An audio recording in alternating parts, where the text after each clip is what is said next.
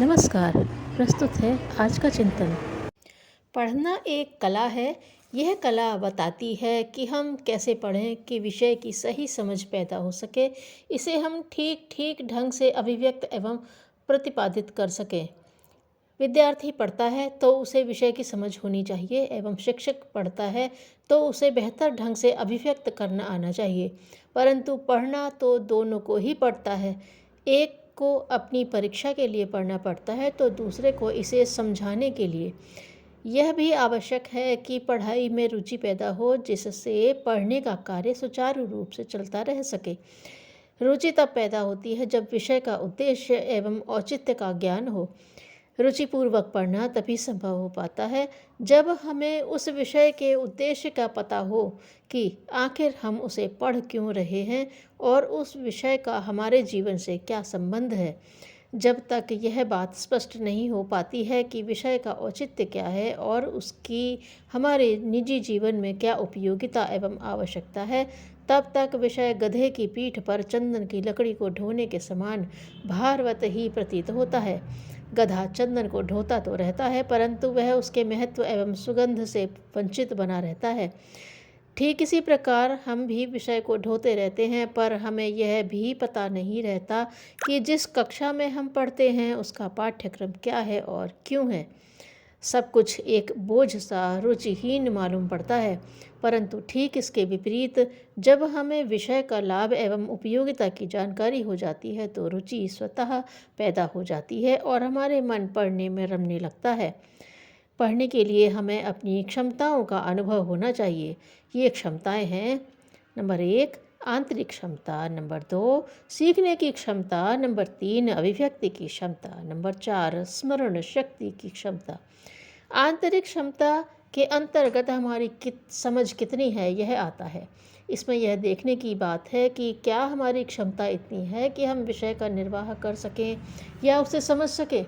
यदि हमारी क्षमता यह नहीं है कि हम गणित को समझ सकें और इसके बावजूद गणित की पढ़ाई करें तो यह विषय कभी हमें समझ में नहीं आएगा, क्योंकि इसके लिए हमें जितनी मानसिक ऊर्जा को इसमें लगाना पड़ेगा उतनी हम नहीं लगा सकते। यदि हम इसमें अपनी मानसिक ऊर्जा नहीं लगाएंगे तो यह हमारे सिर के ऊपर से निकल जाएगा। हम गणित की किताब लेकर बैठे रहेंगे पर पल्ले कुछ नहीं पड़ेगा। शिक्षक पढ़ा कर चला जाएगा पर हम अपनी ही उधेड़-बुन में फंसे रह जाएंगे और कुछ भी समझ नहीं आएगा।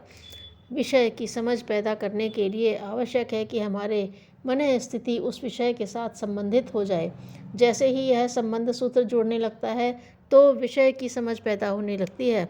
फिर हम विषय की गहराई के साथ साथ उसके विस्तार एवं व्यापकता को जानने लगते हैं और इसके साथ ही हम एक विषय को अन्य विषयों के साथ जोड़कर देख सकते हैं तथा अपने जीवन में कितना उपयोगी एवं आवश्यक है यह भी समझ सकते हैं। जब यह समझ पैदा हो जाएगी तो हमारे सीखने की क्षमता भी विकसित हो जाएगी। इसके बाद हम उस विषय को और अधिक गहराई से सीखने का प्रयास करेंगे। सीखने की क्षमता विकसित हो जाने पर हम अपरिचित विषय के साथ भी गहरा तारतम्य जोड़ सकते हैं। यह कला आ जाने से हम अनेक नए विषयों को एक साथ संबंधित करके समझने लगते हैं एवं तुलना कर सकते हैं। इससे हमारा बौद्धिक विकास होता है। विषय की मूल वस्तु एवं मुख्य बिंदुओं का ज्ञान हो जाने से वह विषय समझने एवं सीखने में अत्यंत आसान हो जाता है। इस प्रकार हम उस विषय का बेहतर ढंग से निर्वाह कर सकते हैं। फिर उसे याद करने की आवश्यकता नहीं पड़ती है। याद तो तब करना पड़ता है जब हमें विषय समझ में नहीं आता है। समझ आ जाए तो विषय स्वतः स्मृति पटल पर अंकित हो जाता है। इसलिए उपनिषद कहता है कि विषय की बेहतर समझ पैदा करो, उसे याद नहीं करो। सामान्य रूप से विद्यार्थी अपने विषय को विभिन्न प्रकार से याद करता है और अपने दिमाग को उससे संबंधित आंकड़ों में ठूंसने भरने लगता है। एक प्रश्न याद किया, फिर दूसरा, फिर तीसरा, इस प्रकार ढेरों प्रश्न दिमाग में भर दिए जाते हैं। दिमाग प्रश्नों का खजाना बन जाता है, पर परीक्षा के समय यदि किसी प्रश्न का उत्तर याद नहीं आया और इसके परिणाम स्वरूप तनाव पैदा हो गया तो फिर स्थिति इतनी विपन्न एवं भीषण हो जाती है कि बताया नहीं जा सकता। ऐसे में हमारा दिमाग खिचड़ी बन जाता है और प्रश्नों का गलत उत्तर आने लगता है। दिमाग की एक निश्चित खास बनावट एवं बुनावट होती है। किसी चीज़ को कैसे याद किया जाए, उसके लिए उसे उस बनावट के संग तारतम्य रखना पड़ता है। इस तारतम्य में तब व्यतिक्रम आता है जब भावनात्मक असंतुलन की स्थिति पैदा होती है। भावनात्मक स्थिरता में स्मरण शक्ति अपने चरम पर होती है, परंतु अस्थिर अवस्था में यह अत्यंत खतरनाक एवं हानिकारक होती है। ऐसी स्थिति में सोच समझ, स्मृति एवं अभिव्यक्ति क्षमता तहस नहस हो जाती है और भारी क्षति होती है एवं कुछ भी याद नहीं रहता। सब कुछ क्षत विक्षत खंडहर में परिवर्तित हो जाता है। सारी मेहनत, ऊर्जा, समय का फिर कोई मूल्य ही नहीं रह जाता है। अतः हमें भावनात्मक संबंधों को स्थिर बनाए रखना चाहिए ताकि हमारी ऊर्जा, श्रम एवं समय विषय वस्तु की समझ पैदा करने में नियुक्त हो सके। विषय की समझ हो और उसमें रुचि पैदा हो जाए तो उसकी अभिव्यक्ति हो सकती है। इस संदर्भ में विद्यार्थी विषय को बेहतर ढंग से प्रस्तुत कर सकता है और शिक्षक उसे प्रतिपादित कर सकता है, अभिव्यक्त कर सकता है। इस प्रकार पढ़ने में रुचि उत्पन्न होती है और हम ढेर सारे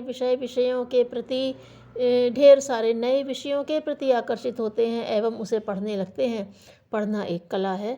उसका प्रारंभ हमें वहाँ से करना चाहिए जहाँ उसका मूल विषय समाया रहता है, जिसके खोलने से सब कुछ खुलने लगता है।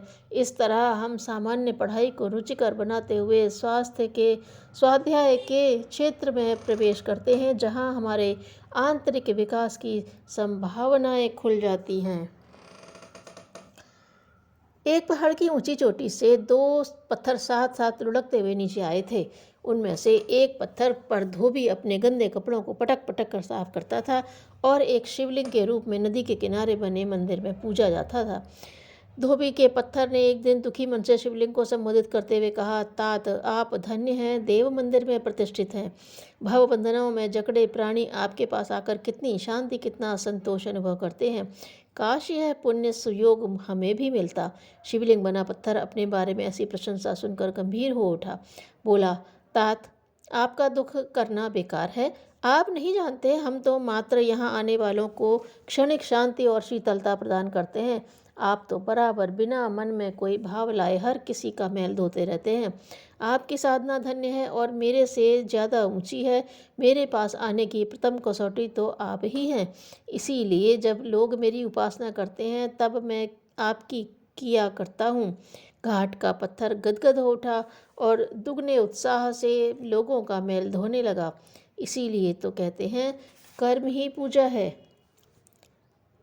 आशा, उत्साह और गति का समन्वय ही जीवन है। धन्यवाद।